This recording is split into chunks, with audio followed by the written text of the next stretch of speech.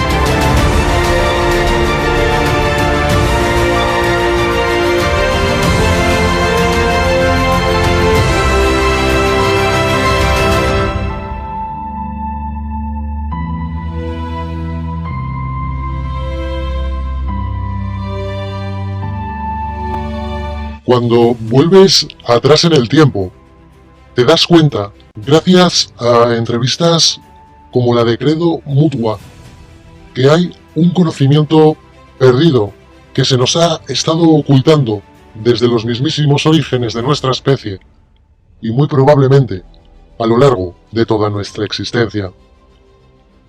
En ese momento, abres tu mente hasta el punto de dudar y cuestionar absolutamente todo lo que te rodea. Por suerte, Mutua compartió ese conocimiento perdido con todos nosotros. Esa realidad abrumadora, antes de partir hacia un destino desconocido y temido por el ser humano. Un destino del cual a nadie le gusta hablar y que todo el mundo desea evitar, como es la mismísima muerte. Mutua partió un 25 de marzo de 2020, a la nada despreciable edad de 98 años, y aunque no volverá a estar junto a nosotros, a menos de manera física, nos dejó un conocimiento que será clave y vital en este largo viaje en la búsqueda hacia una verdad en la que tanto su señal como su guía han sido fundamentales para avanzar y entender parte de lo que hoy día conocemos como ese gran despertar.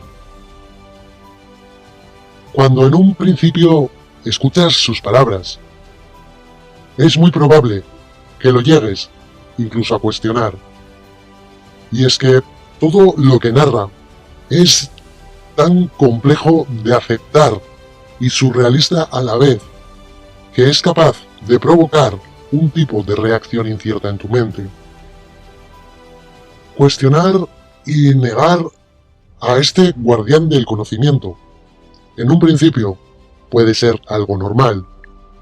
Incluso el llegar a debatir o tratar de persuadir cada una de sus vivencias. Y más aún, cuando desde niños somos conscientes que nos han implantado ciertas ideas que confrontan directamente con las que puedan ofrecernos cualquier otra creencia o ideología diferente. Hemos sido manipulados de tal manera y en contra de nuestra propia voluntad, con otra clase de historias que no nos han permitido ni siquiera tener la posibilidad de escuchar cualquier otra versión que escape de aquella verdad impuesta, de la que no nos está permitido ni siquiera dudar, como es esa verdad oficial, ya que cualquier otra teoría entra automáticamente en un perpetuo conflicto con todas estas posibles verdades expuestas. Pensar ahora que fuimos engañados prácticamente desde nuestros inicios puede llegar a colapsar y a asustar, y más aún cuando desconoces los posibles oscuros fines.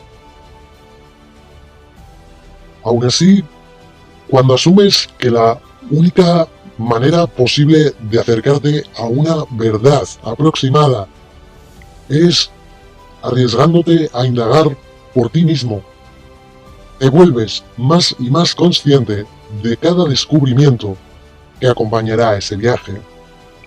Mientras más investigas y cuestionas todo lo que te rodea, te vas dando cuenta, finalmente, que la única verdad que en conjunto no se sostiene es la conocida y ya mencionada verdad oficial. Empiezas entonces deliberadamente a preguntarte si hay algo real más allá de todos esos escritos en libros, de todo lo que los historiadores te han contado sobre este mundo, y por ende, si algo de lo que te contaron alguna y en algún momento fue cierto. Por desgracia, es muy probable que tu conclusión final sea verte a ti mismo o a ti misma frente a un espejo, tratando de obtener las mismas respuestas que nos hicimos en los orígenes de nuestro canal. ¿Quién soy? ¿Dónde vivo? ¿Por qué me controlan? ¿Y quién lo hace? Con el tiempo, te darás cuenta que son estas pequeñas reliquias, estas pequeñas historias que escapan a nuestro control e imaginación. Estas historias que están perdidas y disueltas alrededor del mundo, y que tan solo unos pocos tienen en su control y poder, las que van respondiendo a esas preguntas que siempre te planteaste. Y es entonces cuando todo volverá a tener sentido. Y ahora que hemos alcanzado este punto, quiero volver a plantearte una pregunta que nos hicimos en el pasado y que quizá no recuerdes.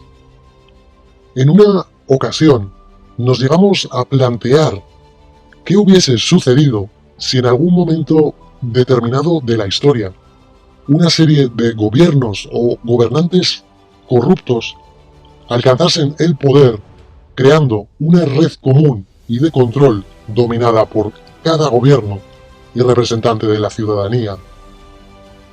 Nos planteábamos si la historia sería capaz de reflejar aquellos hechos como tal, o si ellos mismos se encargarían a base de tiempo, mentiras y manipulaciones de adaptar dicha historia a su completa conveniencia. Hoy, y tras escuchar las palabras de Mutwa, observamos con reparo la incierta respuesta a esa pregunta. Hoy nos damos cuenta de que quien tiene el poder y el control de la historia es capaz de manejarla a su completo antojo y dominar con ello cada rincón y lugar de este mundo, provocando conflictos o guerras donde más lo desee. ¿Dudas que la historia es convenientemente amoldada para producir determinados eventos a antojo de los interesados? ¿Eres consciente ahora de por qué la historia es tan importante en las escuelas y que creas ciegamente en ella? Si lo piensas, tú nunca fuiste partícipe de la misma. Apenas existen fotos más allá de la Primera y Segunda Guerra Mundial. Y todo lo que te contaron más allá, nadie de tu entorno ha sido capaz de vivirlo, ni de ser consciente de aquella dicha verdad.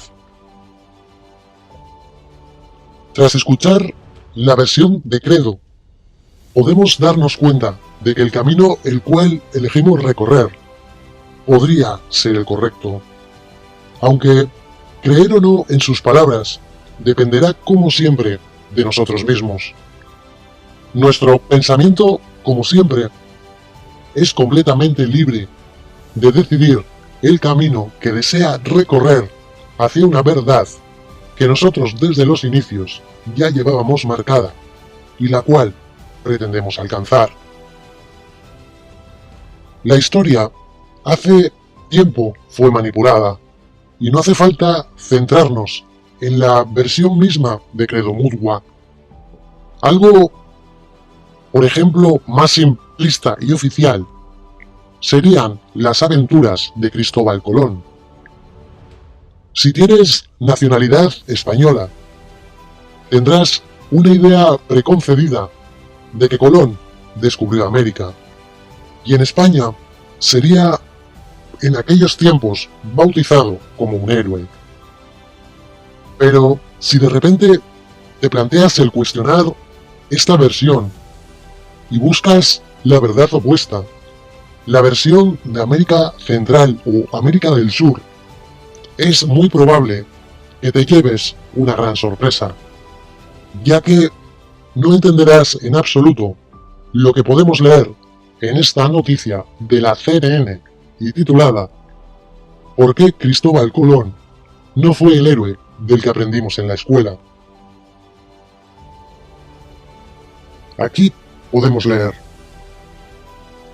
esa frase ha sido durante mucho tiempo con la que a los estudiantes estadounidenses les presentaron a Cristóbal Colón en la escuela de primaria. A los estudiantes se les enseña que Colón fue quien descubrió América, cruzando el Atlántico en sus 3 barcos, la Niña, la Pinta y la Santa María. Inclusive, en honor al explorador genovés, se celebra un día feriado en octubre que en Estados Unidos lleva su nombre. En América Latina se celebra el Día de la Raza, también en su honor. Pero el hombre acreditado por descubrir el Nuevo Mundo ha sido considerado una figura polémica en la historia de Estados Unidos, por su trato a las comunidades indígenas que encontró y por su papel en la colonización violenta. Docenas de ciudades y estados como Minnesota, Alaska, Vermont y Oregón ya han reemplazado el Día de Colón con el Día de los Pueblos Indígenas. Ahora, en respuesta a las protestas y conversaciones en todo el país en torno a la desigualdad racial, la gente ha estado derribando estatuas de Colón para dar a conocer la crueldad que trajo a los pueblos indígenas. Entonces, ¿qué hizo realmente Colón? ¿Y por qué se le etiqueta como tirano, en lugar de como el héroe que nos enseñaron a creer? Deberíamos preguntarnos, ¿por qué nosotros, como estadounidenses, continuamos celebrándolo sin conocer la verdadera historia de su legado? ¿Y por qué se creó una fiesta en primer lugar? Le dijo a CNN en 2016 Leo Kilsbach, ciudadano de la nación Cheyenne del Norte y profesor asistente de American Indian Studies en la Universidad Estatal de Arizona. No fue el primero en descubrir América. No hay duda de que los viajes de Colón tuvieron un impacto histórico innegable, lo que provocó la gran era de la exploración en el Atlántico, el comercio y eventualmente la colonización de los europeos, dijo el historiador David M. Perry, quien escribió un artículo de opinión para CNN sobre el Día de Colón en 2015. Pero Colón no fue el primero en descubrir el Nuevo Mundo. Los pueblos indígenas habían estado viviendo allí durante siglos, cuando llegó en 1492. Y Leif Erikson y los vikingos ya habían estado allí 5 siglos antes. Y podemos ver el siguiente titular: esclavizó a los indígenas. Y si saltamos al siguiente, leemos: trajo nuevas enfermedades. En definitiva, nadie es culpable de lo que los libros de historia puedan contar. Al fin y al cabo, todos hemos sido manipulados a conciencia y con el único fin de ser divididos. Obtener la verdad absoluta implica y se obtiene tan solo al tratar de escuchar ambas versiones. El problema es que, como hemos visto desde niños, se nos ha impuesto el no aceptar la versión opuesta a la estudiada, porque tan solo tú y tu verdad aprendida en las escuelas, libros, televisión, a las cuales has podido acceder, son las correctas. Y en ocasiones se llega al extremo que ni siquiera ambas partes llegan a ser conocedoras de una verdad mediocre, ya que por medio de estos conflictos puede haber intereses que financien a ambos bandos, con el único fin y objetivo de ofrecer a largo plazo una imposición normativa a nivel global. Ejemplos que ya veremos en futuras entregas para no extender en exceso el vídeo.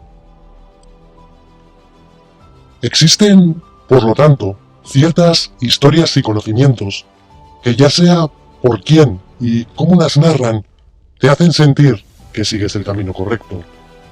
Y puede que ese camino no se acerque siquiera a ninguna de las versiones oficiales, o puede que incluso solo sea la verdad de un hombre o una mujer que vivió algo en un determinado momento de su vida.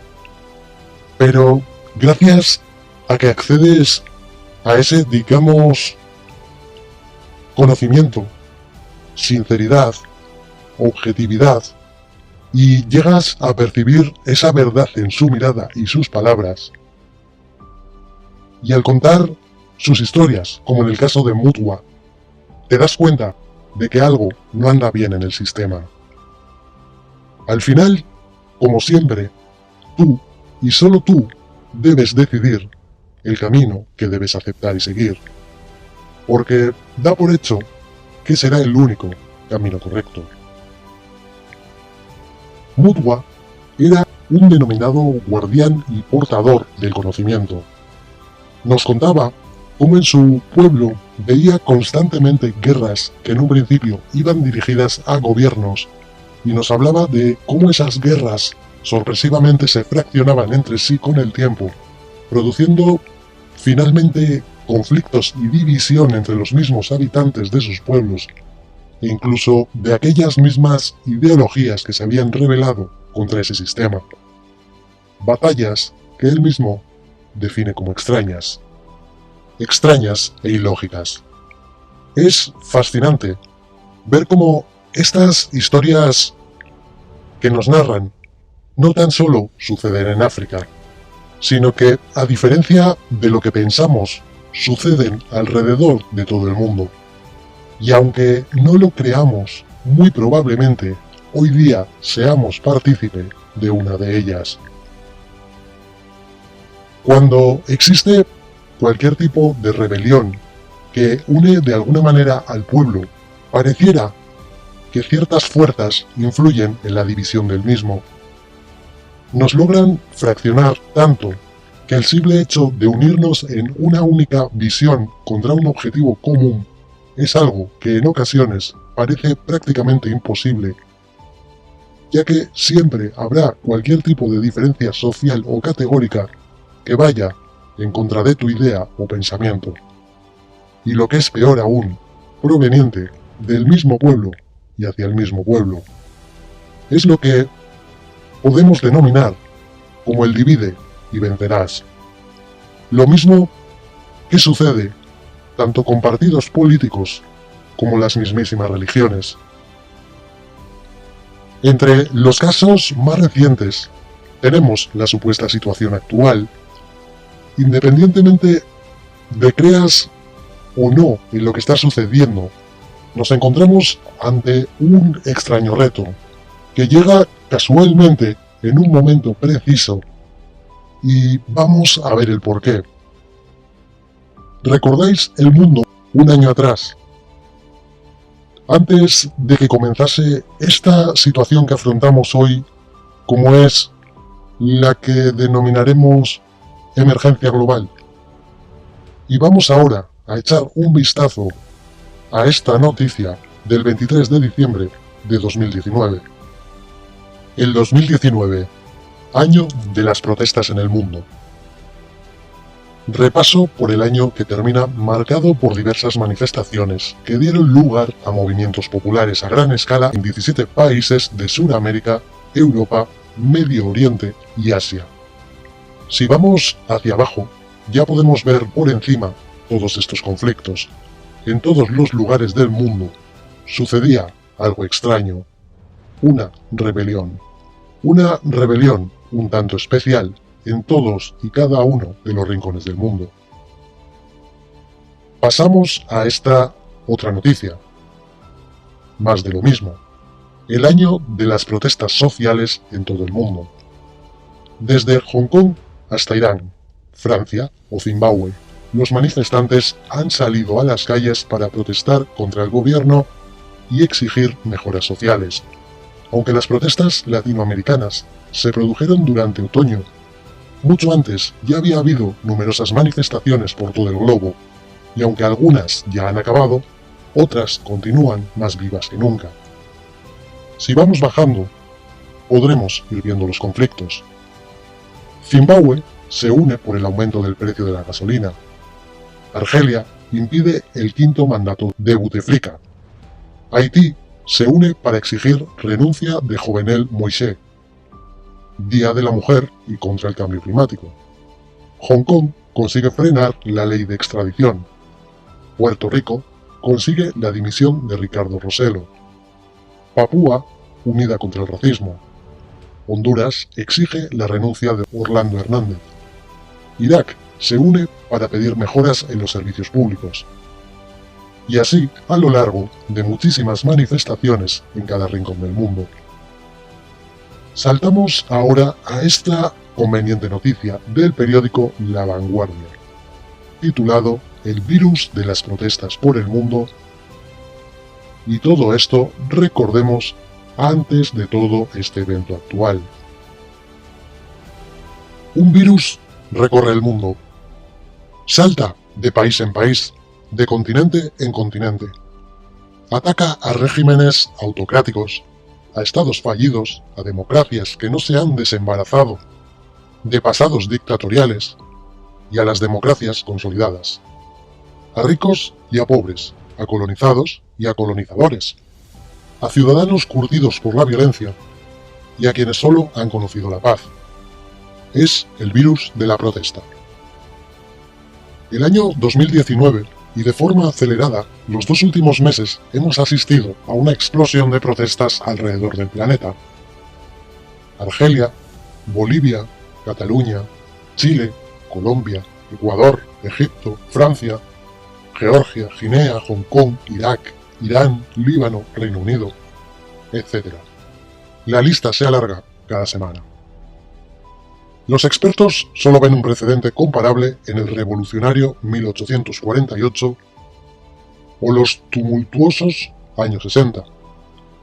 Pero posiblemente nunca como hoy hubo en el mundo tantos ciudadanos en tantas calles, aunque griten lemas y persigan objetivos distintos. Saltamos a partir de aquí un párrafo y seguimos leyendo. Así pues, este agitado final del 2019 es el culmen de una tendencia que los politólogos llevan algún tiempo tratando de diseccionar. Hay, sin embargo, una novedad sustancial.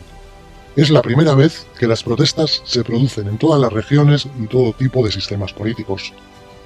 Tanto en los países más ricos y democráticos, como Francia, hasta los más autoritarios como Venezuela, Irán o Irak, dice Richard Jones, investigador del Fondo Carnegie para la Paz Internacional, que tiene un proyecto dedicado a analizar la efervescencia contestataria, sus causas e impactos.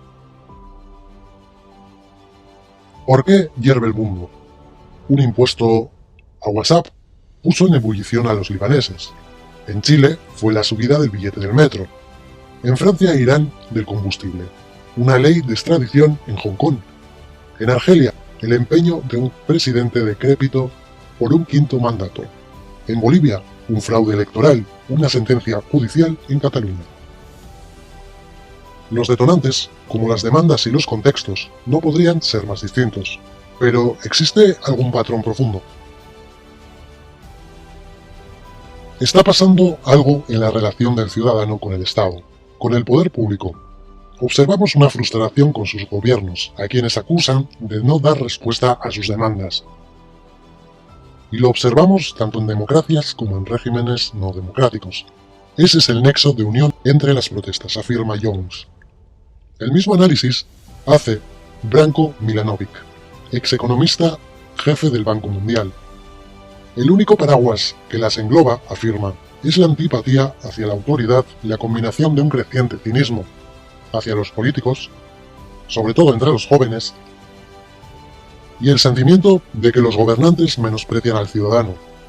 La legitimidad del poder está siendo cuestionada, ya sea porque llevan mucho tiempo en el poder, como Bouteflika en Argelia, o porque son corruptos, como Líbano, o porque ignoran a la gente pobre, como Chile o Irán. Como régimen, Irán no tiene mucho en común con Chile, aunque el detonante en ambos casos fue muy similar, al igual que en Francia. Y de aquí hacia abajo podemos ver y leer más sobre ello. Pero esa es la idea base. Creamos o no, casual o no, lo cierto es que la ingeniería social existente en cuanto a la dispersión provocada en esta ocasión por una revuelta y un descontento social a nivel mundial trajo consigo una supuesta situación de alerta y vemos así ese intento de separarnos después, tanto por ideas, ideologías o pensamientos, para volver nuevamente a un punto de partida donde los gobiernos aparentan preocuparse nuevamente de nosotros, protegiéndonos frente a un peligro que puede estar presente o no.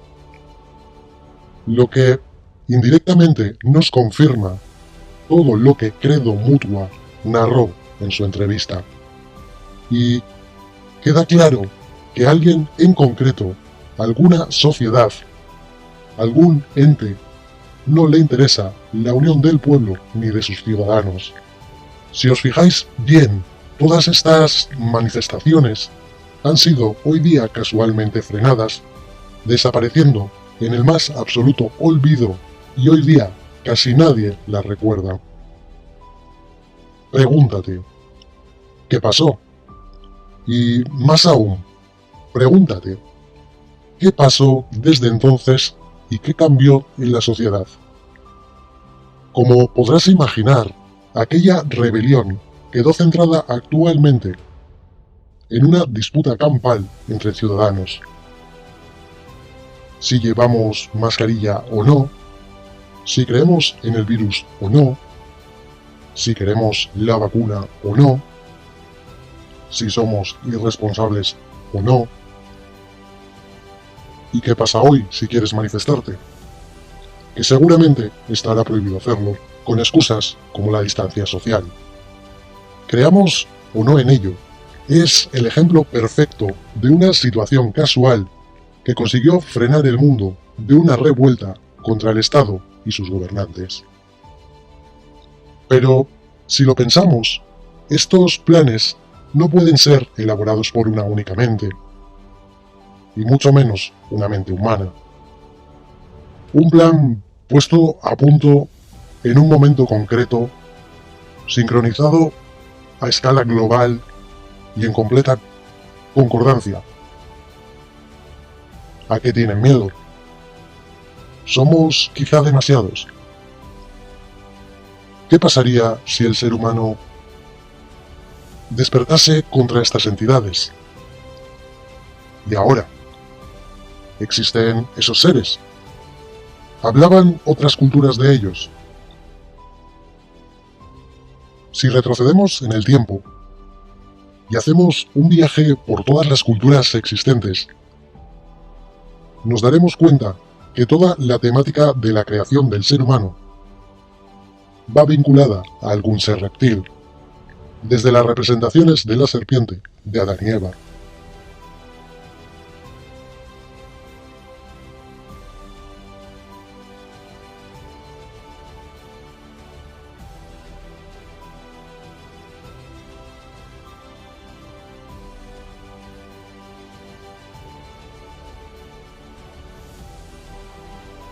Pero esto no se queda solo aquí. Si nos vamos a Egipto, ¿recordáis cómo en un punto de la entrevista Credo nos decía que la realeza reptil tenía una serie de cuernos horizontales y alargados? Fijaros en esta representación del dios Osiri, cómo tiene estos cuernos que sobresalen. Y si nos vamos a la misma cultura, al dios Sobek, o Sobek, lo vemos representado con cabeza de cocodrilo. Era un dios al cual se le creía emergido de las aguas del caos en la creación del mundo, y un devorador de hombres. Era señor de las aguas, y en el aspecto maligno se le representa como un demonio del Duat, el cual se le asoció a Seth porque generaba peligro y desorden, y curiosamente también podemos verle con esos cuernos, tal y como vemos en las imágenes. Y aquí tenemos curiosamente lo que podría representar la transformación de un dios reptil a una forma humana, por ejemplo. O en esta otra imagen, donde podemos ver algo similar. Si nos vamos a la mitología nórdica, nos encontramos con el Homunkander, también llamada la serpiente de Midgard. Es una gigantesca serpiente que ronda Midgard hasta el día del Ragnarok. Es un monstruo masculino. Tiene al dios Loki como padre, y aquí le podemos ver representado. Saltamos a la mitología griega, y aquí nos encontramos con Medusa, un monstruo tónico, femenino, que convertía en piedra a aquellos que la miraban fijamente a los ojos. Un monstruo que fue decapitado por Perseo, quien después usó su cabeza como arma, hasta que se la dio a la diosa Atenea para que la pusiera en su escudo. Desde la antigüedad clásica griega, la imagen de la cabeza de Medusa aparece representada en el artilugio que aleja el mal, conocido como Gorgoneión. Y aquí tenemos la representación.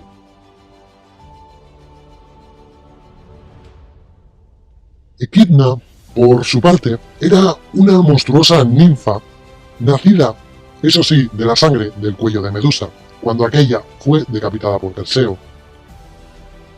Y aquí no acaba la cosa. Si nos vamos a Japón, los emperadores afirmaban descender del dios dragón. Y si damos un salto a China, nos encontramos con la diosa Unhua, descrita como creadora, habiendo existido desde el comienzo del mundo, y cuentan que sintiéndose sola comenzó a crear animales y seres humanos.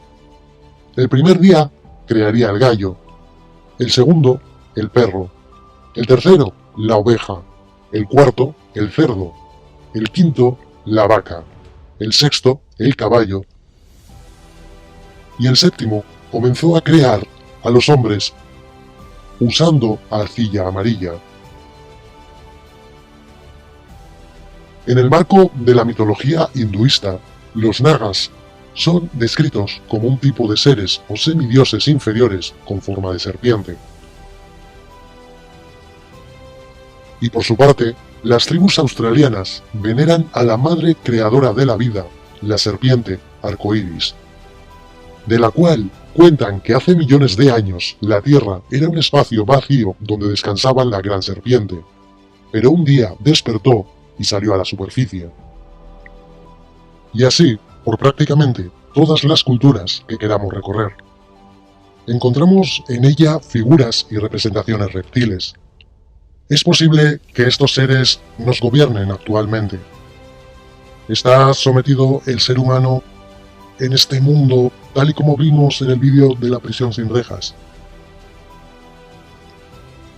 ¿Es posible que estos seres se encuentren entre nosotros y seamos incapaces de distinguirlos?